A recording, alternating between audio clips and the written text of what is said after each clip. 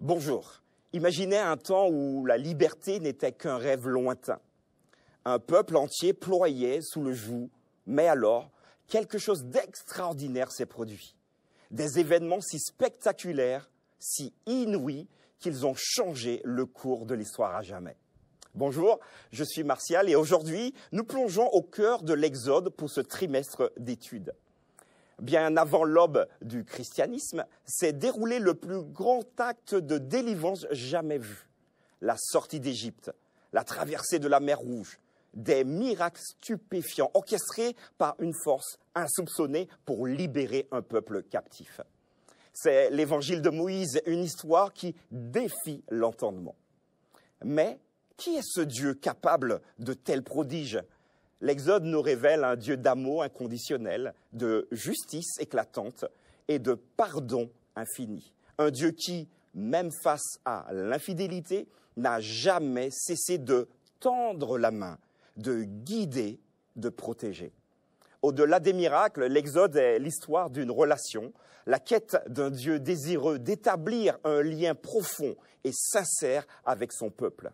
Un Dieu qui se révèle dans toute sa splendeur, nous offrant une leçon intemporelle sur la fidélité et la puissance de l'amour divin. Alors, préparez-vous à être émerveillés par ces études, car ce que nous allons découvrir n'est pas seulement un récit du passé, c'est un miroir tendu vers notre présent, une source d'enseignement essentiel. Restez avec nous pour ce trimestre d'études et ce voyage inoubliable au cœur même de l'Exode.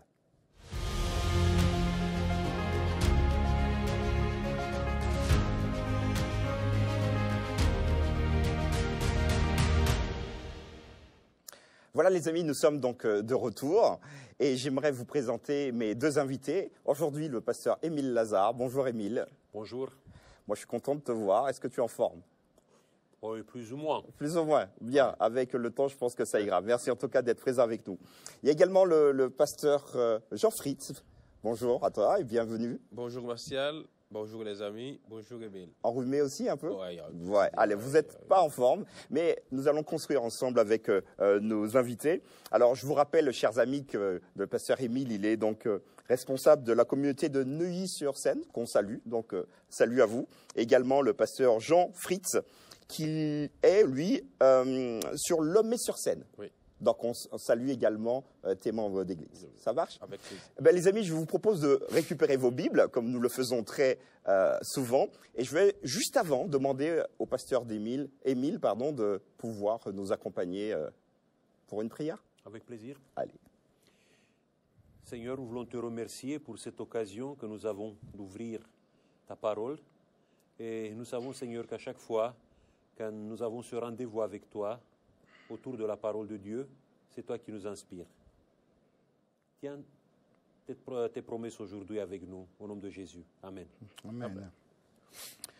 Merci les amis. Alors voilà, donc nous abordons cette belle étude qui va se concentrer sur le livre d'Exode, de l'Exode, deuxième livre de la Bible. Et je vous propose peut-être tout de suite d'entrer dans le vif du sujet. Et nous allons lire ensemble Exode chapitre 1er. Nous lirons à partir du verset 8 et j'irai jusqu'au verset 12. D'accord ? Vous pouvez suivre également à la maison avec nous. Exode 1er, 8 à 12. Il s'éleva sur l'Égypte un nouveau roi qui n'avait point connu Joseph. Il dit à son peuple, « Voilà les enfants d'Israël qui forment un peuple plus nombreux et plus puissant que nous. Allons, montrons-nous habiles à son égard. Empêchons qu'il ne s'accroisse et que, s'il survient une guerre, il ne se joigne à nos ennemis pour nous combattre et sortir ensuite du pays. Et l'on établit sur lui des chefs de corvée afin de l'accabler de travaux pénibles. C'est ainsi qu'il bâtit les villes de Python et de Ramsès pour servir de magasin à Pharaon. » Verset 12. « Mais plus on l'accablait, plus il multipliait et s'accroissait, et l'on prit en aversion les enfants d'Israël. » Voilà, nous allons nous arrêter ici pour ce premier texte. Pour quelle raison, d'après vous, et ce sera ma première question, pour quelle raison un pays aussi accueillant que l'Égypte devient maintenant un pays de tyrans. Il y a des persécuteurs, ils persécutent les Israélites. Que pouvez-vous nous dire par rapport à cette première question qui nous interpelle? Un pays qui est correct, mais qui devient incorrect après. Qui est-ce qui veut commencer? L'Égypte avait accueilli des individus, avant toute chose. On n'avait pas accueilli un peuple. Le peuple s'est formé à mesure que les gens s'accroissaient. Dans le livre de l'Exode, on passe d'une histoire d'individus, l'histoire des patriarches, à l'histoire d'un peuple. Et le pharaon qui arrive, il n'avait pas connu l'individu qui est à l'origine du peuple. Joseph, il n'avait pas connu Joseph. Et ses frères. Et à ce moment, il se dit, c'est peut-être un étranger pour moi. Ouais. S'il y a quelqu'un que j'ai invité chez moi et quand je reviens de chez moi, je trouve quelqu'un d'autre, je n'aurai pas la même réaction si je vois la personne, si je ne vois pas la personne que j'avais invitée. C'est déjà la première raison. Je n'avais pas connu Joseph. Le peuple de Joseph, ça ne me regarde pas trop. Parce qu'il n'est peut-être pas trop humain, mais c'est un calcul que l'on peut comprendre. La deuxième raison, c'est l'instinct de survie. Le peuple commence à être nombreux. Le peuple, on peut se dire, on ne les a pas connus, ce ne sont pas nos amis. Si nos ennemis viennent et qu'eux, ils sont nombreux, ils se mettent avec nos ennemis pour nous tuer. On est mal. On est mal. Je pense que ça vient du fait que Pharaon ne connaissait pas Joseph et aussi parce qu'il voulait protéger son peuple. Peut-être pas de la bonne manière, en jetant les autres en esclavage. Mais je pense que c'est légitime de se protéger. Le nombre fait peur, alors, c'est ça? Ok. Émile, qu'en penses-tu? Moi, je vois deux raisons ici. Ce Pharaon qui s'élève sur l'Égypte, qui n'avait point connu Joseph. Le texte suggère qu'il n'a pas voulu connaître Joseph, en fait. D'accord. On a affaire avec peut-être un changement de régime. Il y a, je ne sais pas, un coup d'État, ou peut-être il y a une guerre civile, ou il y a une guerre entre deux forces qui veulent contrôler l'Égypte. C'est une nouvelle dynastie. Et c'est ce que Joseph, qui était associé avec la dynastie précédente, normalement, il part en oubliette. Ok, ouais, c'est ça. Et le nouveau pharaon qui s'installe, il considère des ennemis tous les autres clients de l'ancienne dynastie. Et comme Joseph et sa famille ont soutenu l'ancienne dynastie qui a été détrônée, normalement, ils sont perçus comme des ennemis. Une deuxième chose, peut-être une deuxième raison pourquoi ça attire l'adversité du nouveau pharaon par rapport aux Israélites, c'est que les Israélites ne se sont pas fondus dans la masse ils sont à part, donc, du peuple d'Égypte. Ils n'ont pas adopté la religion égyptienne, ils sont à part, ils ont des valeurs, ils s'identifient avec quelque chose de différent. Et quand tu es différent dans un régime impérial où normalement le pharaon veut tout contrôler, où le pharaon doit être reconnu en tant que Dieu, normalement pour lui, il perçoit ce peuple comme une menace potentielle dans les années à venir. Donc je crois qu'il y a plusieurs raisons pourquoi le pharaon, à un moment donné, il commence à réfléchir qu'est-ce qu'on va faire avec ce peuple qui ne peut pas se dissoudre dans le peuple, dans le rêve égyptien. Alors, je crois que vous tous les deux, vous êtes au moins d'accord sur le fait que Pharaon, il réfléchit. Il se dit, s'il y a une insurrection, on sera eux, ils seront en surnombre et on risque d'avoir des problèmes. Ça marche. Donc, finalement, c'est un pharaon intelligent. Il est plutôt intelligent, en tout cas. Il est fait stratège aussi. Je pense que c'est rassurant pour une nation de savoir que le chef pense à une potentielle menace. Génial. Super. Alors, il y a un verset qui m'a interpellé, c'est le verset 12. Et j'aimerais le relire avec vous, les amis. Mais plus on l'accablait, donc ici on parle du peuple, plus il multipliait et s'accroissait. Alors, moi, je sens une opposition dans le texte. Vous êtes en esclavage, on vous donne encore plus de travaux à réaliser, et il y a plus de bébés. Qu'est-ce qui se passe derrière? Je sais pas. Je pense que la compréhension de ce verset, pour la compréhension de ce verset, on doit commencer même au début du chapitre 1er. Le livre commence avec les schémotes, c'est les noms. Pharaon n'a pas voulu connaître Joseph, mais Dieu se souvient encore de son peuple. Pharaon a oublié Joseph, Dieu n'a pas oublié son peuple. Le peuple est peut-être anonyme pour Pharaon, mais pour Dieu, c'est un peuple qui a encore de la valeur puisqu'on connaît toute l'importance du nom dans l'Ancien Testament. La deuxième chose, je pense que le verset 12 nous montre toute la dimension, toute la grandeur de la puissance de Dieu. Son peuple est oppressé, on écrase son peuple, mais son peuple continue de grandir. Et si on se réfère à l'hébreu, c'est comme si le texte dit le peuple est en train de faire une percée. Et si on met le texte du verset 12 en perspective avec le verset 10, où on explique que Pharaon multiplie tous les moyens pour empêcher l'accroissement du peuple, et que le verset 12 nous dit que le peuple est en train de se multiplier, en lisant le texte, je me suis dit, peut-être que Dieu est en train de regarder Pharaon, il est en train de sourire, il dit, bah, écoute Pharaon, bah, je vois que tu mets en place tes stratégies, mais ça ne va pas fonctionner. C'est comme si le texte nous dit, tous les efforts que l'on peut faire pour nuire à l'enfant de Dieu, ça n'aboutira peut-être pas. Parce que plus on accable l'enfant de Dieu, c'est plus que l'enfant de Dieu va être béni. Après, on ne parle pas des gens qui vont chercher des problèmes et qui vont se dire après, bon, on est enfant de Dieu, on va nous accabler, Dieu va nous bénir. Mais si on est dans une situation d'injustice, la situation d'injustice ne nous empêchera pas de progresser parce que le Seigneur sera encore avec nous. Merci beaucoup. Merci. Il y a toujours un mécanisme naturel. Quand tu commences à mettre la pression sur une minorité, tu pousses cette minorité à développer des réflexes. Une espèce de résilience peut-être. Voilà, de résilience, de survivre qui sont beaucoup plus forts. Et je crois qu'il y a des choses comme ça qui se passent ici. Moi, je suis né dans un pays communiste qui a persécuté les chrétiens. La Roumanie. La Roumanie. Bon, j'ai été adventiste, je faisais partie d'une minorité religieuse là-bas en Roumanie. Au début du régime communiste, il y avait à peu près 30 000 adventistes en Roumanie. À la fin du régime communiste, il y avait plus de 60 000. Malgré toutes les pressions toute la pression que le régime imposait à cette minorité religieuse. Comment tu expliques ça? C'est simple. Parce que quand tu pousses les gens, quand tu commences à les persécuter, les gens commencent à développer entre eux une solidarité qui est enviable. C'est la même histoire du christianisme. Quand le christianisme a été persécuté dans les premiers siècles, Tertullien dit que là où il y a un chrétien qui tombe, il y a 10 autres qui poussent. Donc c'est normal. Et ici, on voit ce type de mécanisme. Il faut résister devant l'oppression, devant l'oppresseur. Alors, il y a aussi une autre chose. J'ai une bonne question pour juste après. Vas-y, termine ton propos. Il y a une autre question. Quand vous regardez un peu l'histoire de l'Égypte, vous voyez qu'il y a pas mal de problèmes qui commencent à apparaître à un moment donné dans l'histoire de l'Égypte avec la consanguinité. Et ça crée des problèmes d'infertilité, ça crée des problèmes de malformation, surtout dans les familles de l'élite. On ne se mélange pas avec les autres, de toute manière. Surtout dans la famille de Pharaon.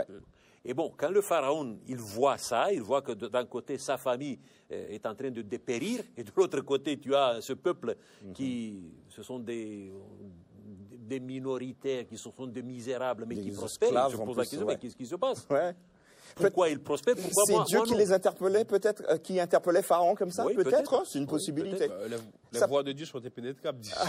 D'accord. Alors, pour vous deux, les amis, là, vous venez de me dire que plus on met la pression sur un peuple, plus il grandit. Est-ce qu'on a besoin aujourd'hui, en tant que chrétien, d'avoir la pression pour pouvoir passer à l'action et pour pouvoir faire plus de chrétiens? Qu'en pensez-vous rapidement? Une réponse courte. Je dirais deux choses. Déjà, on n'a pas besoin de la pression pour passer à l'action. Dieu nous a donné les moyens qu'il faut pour passer à l'action. D'accord. La deuxième chose, c'est que parfois la pression viendra. La pression peut nous stimuler aussi. Si on peut éviter la pression, autant l'éviter de passer à l'action. Mais si la pression arrive, confions-nous au Seigneur. En une phrase. C'est pas seulement la pression qui les pousse à résister, c'est aussi la foi.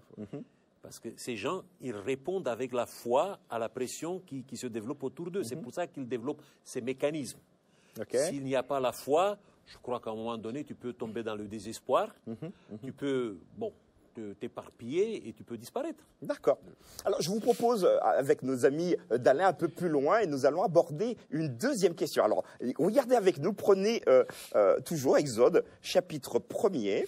Et j'aimerais lire avec vous le verset 15 à 21. Exode 1er, chapitre 1er, verset 15 à 21. Vous allez voir que c'est une histoire, bon, vous l'avez déjà bossé, mais j'ai une question pour vous. Je lis. Le roi d'Égypte parla aussi aux sages-femmes des Hébreux, nommées l'une Shifra et l'autre Poua. Il leur dit: quand vous accoucherez les femmes des Hébreux et que vous les verrez sur le siège, si c'est un garçon, faites-le mourir. Si c'est une fille, laissez-la vivre. Mais les sages-femmes craignirent Dieu et ne firent point ce que le roi d'Égypte leur demandait. Elles laissèrent vivre les enfants. Le roi d'Égypte appela les sages-femmes et leur dit « Pourquoi avez-vous agi ainsi et avez-vous laissé vivre les enfants ?» Les sages-femmes répondirent à Pharaon « C'est que les femmes des Hébreux ne sont pas comme les Égyptiennes, elles sont vigoureuses et elles accouchent avant l'arrivée de la sage-femme. » Et Dieu fit du bien aux sages-femmes et le peuple multiplia et devint très nombreux. Parce que les sages-femmes avaient eu la crainte de Dieu, Dieu fit prospérer leur maison. Voilà donc une histoire assez curieuse dont Pharaon, qui continue dans son objectif de pouvoir éliminer le peuple, qui grandit, va demander aux sages-femmes si c'est un garçon, vous le tuez, si c'est une femme, vous le laissez, si c'est une fille, vous laissez vivre. Et elles vont dire, bon, parce qu'elles ne vont pas, bien sûr, obéir, elles ont probablement Exode 20 dans la tête, même si ce n'était pas encore écrit, mais elles ont déjà ça en tête, il ne faut pas tuer l'autre. Et là, j'aimerais vous poser une question. Ont-elles toutes les deux menti ou pas au pharaon? Quand le pharaon leur demande, mesdames, qu'est-ce que vous faites? Ah ben, elles sont très vigoureuses, en fait, on est au chômage, on n'a pas de mission. Qu'en pensez-vous? Bon, c'est pas tout à fait un mensonge. Alors, Émile, c'est pas tout à fait, c'en est... Tout à fait. Bon, je peux dire une chose. D'abord, Okay. Les femmes, elles ont répondu, elles ont donné quand même une réponse sage. Okay. Parce qu'il y avait cette différence qui était visible entre on peut dire la capacité des femmes israélites de donner naissance avec beaucoup plus de facilité que les femmes égyptiennes. Ça, c'est quelque chose que les gens connaissaient. Regardez plutôt dans la famille des pharaons de cette époque-là. Si on prend par exemple la 18e dynastie, où on situe généralement l'Exode, mais tu as que des problèmes là-bas. Pourquoi? Parce que tu as des pharaons qui se marient avec leurs demi-sœurs, parfois consanguinité totale, il y a une consanguinité totale, il y a des gros problèmes pour avoir des héritiers. Donc ça existait. Le pharaon vivait effectivement avec cette réalité qu'il rencontrait dans sa propre famille. Et la réponse des sages-femmes était une interpellation en disant, mais regarde, dans ta famille, il y a des situations comme ça. Tu as besoin un peu plus de force pour avoir des enfants. Mais de l'autre côté, non, on n'a pas la même situation. Donc, elles étaient au chômage, ces deux femmes? Après, le problème est que ces femmes savaient très bien quelles sont les intentions du pharaon. Et quand les intentions du pharaon étaient criminelles, ces femmes ont bien pesé les choses, et donc, en disant qu'elles ne veulent pas être des complices à un criminel. Et quand tu ne veux pas être complice à un criminel, tu ne dois pas lui donner toutes les informations. Non, je vous pousse exprès, les amis, vous comprenez bien. Donc imagine-toi, tu es dans la période de la Deuxième Guerre mondiale. Donc, les Juifs sont hors la loi. Tout le monde sait maintenant que si tu dénonces un Juif, il sera immédiatement embarqué et envoyé dans un camp de concentration. Bon, il va disparaître. On fait le moins pire. Qu'est-ce que tu fais? Il y a un Juif qui vient se réfugier chez toi. Il y a la police qui vient te poser la question. Tu sais que derrière, il y a un projet, un plan criminel pour tuer cet homme. Est-ce que tu donnes l'information ou tu ne donnes pas l'information? Alors ne me pose pas la question, toi tu fais quoi? Moi je crois que la réponse la plus simple, c'est de contourner la question. D'accord. De ne donner pas toute l'information que tu Donc tu détiens. donnes la moitié. Ok, très bien, on entend. Non, merci de ta franchise. Mais tu n'es pas obligé de donner l'information dans sa totalité Parfait. Parce que les intentions sont criminelles. Alors, chers amis, merci de ta franchise. J'aimerais vraiment que vous puissiez nous dire ce que vous en pensez. D'après vous, est-ce que ces deux femmes qui ont donc été bénies par Dieu ont menti ou pas? N'hésitez pas à nous le mettre en commentaire et puis on va laisser la parole à notre deuxième collègue. Je dirais d'abord qu'elles ont menti. Ouais. Elles ont menti à un roi génocidaire. Elles ont menti parce que leur humanité et leur crainte de Dieu ont pris le dessus sur la crainte du pharaon. Mais je pense que pour comprendre ce texte, il faut nous référer aux trois usages de la loi, tels que les réformateurs l'ont pensé. La loi a trois usages. Il y a un usage politique, ou civil. C'est ce qui règle la vie en société. C'est ce qui sert à limiter la violence de la société. Il y a un troisième usage, je prends le troisième parce que je vais m'arrêter beaucoup plus sur le deuxième. C'est un usage didactique. C'est qui guide le croyant dans sa dynamique de piété. il y a le deuxième usage, qui est l'usage électique, qu'on appelle souvent l'usage théologique, qui nous révèle qu'en dépit de toute notre bonne volonté, nous serons toujours incapables d'accomplir la loi. Et cela nous pousse à toujours chercher la grâce divine. Et je pense que c'est ce qui est mis en avant dans l'histoire des sages-femmes. Les sages-femmes se retrouvent face à un dilemme où toutes les options sont moralement répréhensibles. Toutes. Dire la vérité à Pharaon, les enfants vont mourir. Et elle aussi. Crime, et elle aussi. Ouais. Mentir à Pharaon, c'est transgresser la loi. C'est clair. Ça montre que la loi, même dans sa la loi nous condamne, même si nos intentions sont honorables. Je pense que dans leur action de sauver la vie d'un enfant, ça nous rappelle qu'en tant que chrétiens, même si nous voulons faire le bien, ce bien sera toujours entaché d'imperfections. Et que ces femmes, bien que leur action n'était pas parfaite, elles ont accompli en quelque sorte la volonté de Dieu puisqu'elles ont contribué à protéger la vie. Est-ce que c'est bien de mentir si c'est pour protéger la vie?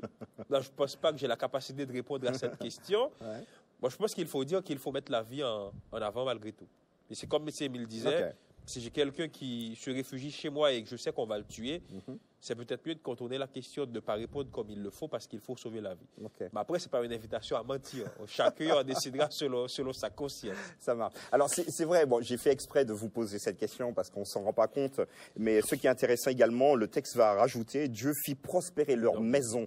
Donc, Dieu les bénit. Donc, on a l'impression qu'elles ont, allez, je vais reprendre vos deux termes, contourné la question. Pour ma part, elles auraient donc menti, mais mais il y a une bénédiction derrière. C'est intéressant, ça. Qu'est-ce que ça vous évoque, cette bénédiction qui arrive là, comme ça? Parce que ces femmes ont compris quelle est la valeur suprême de l'existence humaine. Et la valeur suprême de l'existence humaine, c'est de protéger ton prochain, de lui faire du bien. Et ça, dans un contexte difficile. Parce que le contexte, la pression, elle était assez forte sur elles, sur leur vie, sur leur choix. Et dans ce contexte difficile, ces femmes ont choisi avec courage de protéger les vies des autres. Et elles s'exposaient. Elles pouvaient être condamnées, elles pouvaient être tuées parce qu'elles ont protégé les gens qui étaient déjà désignés comme des ennemis publics par le pouvoir. Au-delà de la protection des gens, je pense que c'est important de s'arrêter sur le fait que ces femmes sont égyptiennes. Ces femmes sont des femmes étrangères. En tant qu'égyptiennes, ce serait normal qu'elles obéissent au pharaon parce qu'il y va de l'intérêt de leur peuple.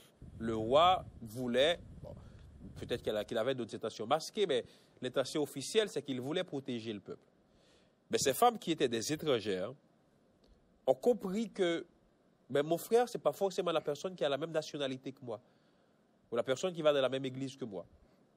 Mais mon frère, c'est tout le monde. Et je pense que ça doit nous inciter à réfléchir nous, en tant qu'adventistes, parce que parfois nous avons la tendance à dire il n'y a que les adventistes qui comptent pour Dieu. À se dire que Dieu peut utiliser n'importe qui pour accomplir sa promesse. Dieu peut utiliser n'importe qui pour accomplir la mission. Dieu peut utiliser même la personne que nous croyons aussi éloignée de Dieu pour faire avancer son œuvre. Le frère, ce n'est pas l'adventiste. L'adventiste, c'est quand même mon frère. Mais le frère n'est pas que l'adventiste. Mais le frère, c'est le monsieur à côté qui peut-être n'a pas de religion. C'est le musulman, le catholique, le juif. Et ici, je pense que c'est ce que l'histoire de cette femme nous dit. Merci en tout cas. Et chers amis, comme je vous le disais, n'hésitez pas à mettre dans vos commentaires ce que vous pensez de cette section-là, de Exode, chapitre 1er, versets 15 à 21. On sera heureux donc également de découvrir vos réponses. Allons un peu plus loin. Nous sommes maintenant dans le chapitre 2. Et il va se passer quelque chose d'assez horrible également. Moïse, donc il va naître, on va le protéger. Donc là, on passe cette histoire-là. Moïse va se retrouver face à un soldat qui maltraite l'un des Israélites.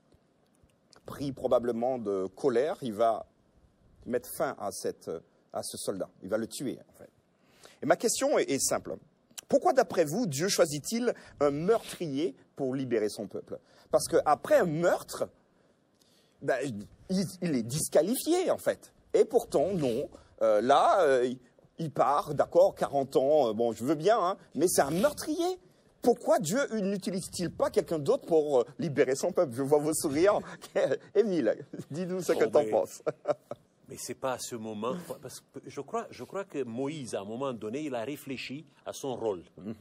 Peut-être il a pensé à sa naissance, à la protection divine, au fait qu'il est arrivé dans la maison de Pharaon. Peut-être l'apôtre Paul dit qu'il était appelé, qu'il était considéré comme le fils de la fille de Pharaon, peut-être l'héritier de la fille du Pharaon. Et si on présume que la fille du Pharaon, qui est dans ces chapitres de l'Exode, c'est une femme d'exception dans l'histoire d'Égypte, Hatshepsut, bon, on peut se permettre de dire que Moïse, peut-être, il était préparé pour devenir le prochain Pharaon. Et lui, il se voyait déjà comme le protecteur, comme celui qui est l'inspirateur d'une insurrection. Mais à ce moment, Dieu n'a pas validé son projet. Parce qu'il a voulu agir, il a voulu peut-être réveiller les consciences de son peuple à travers ce geste de révolte. Parce que c'était un geste de révolte. Il a quand même tué quelqu'un, oui. Il a tué quelqu'un, mais bon...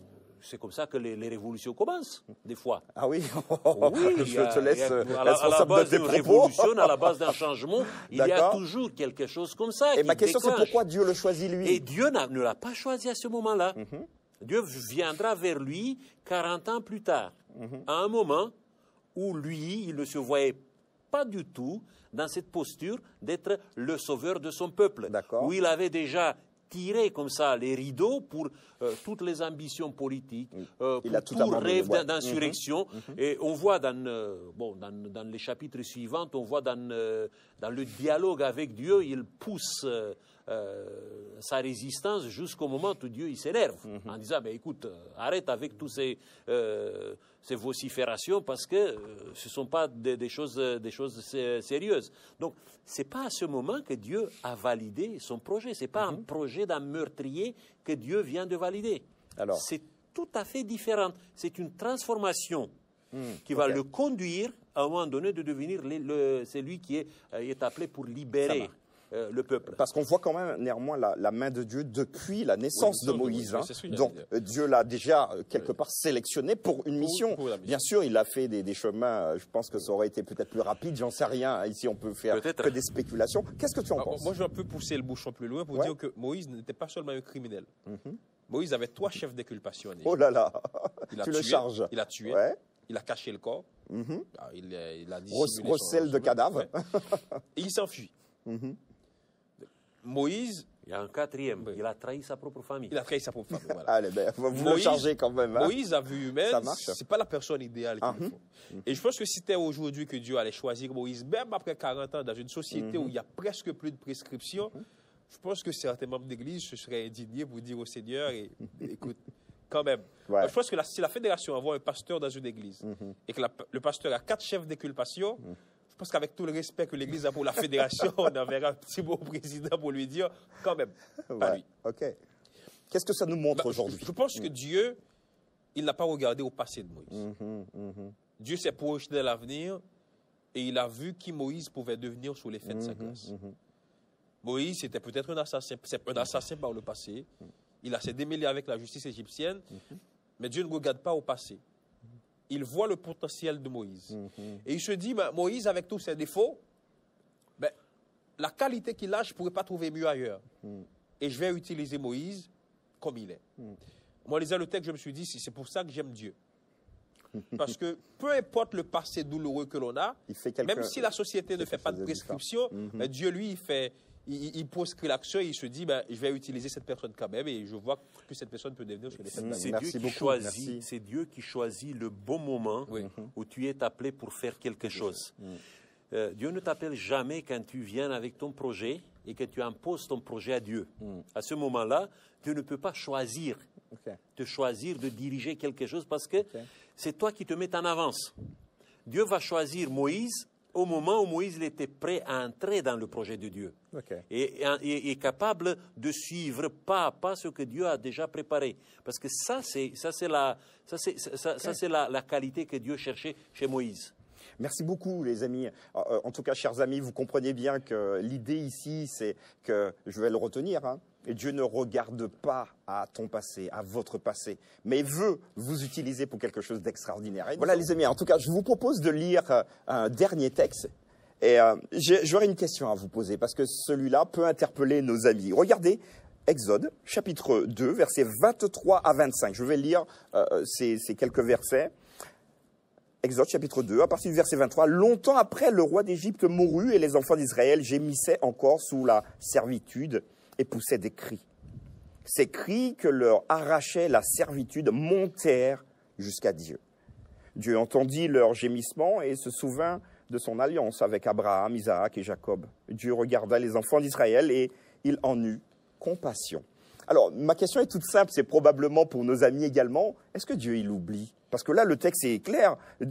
Bah, il se souvint, il avait oublié l'alliance et il dormait entre-temps. Dieu n'oublie pas. Ouais. C'est déjà lui qui le dit.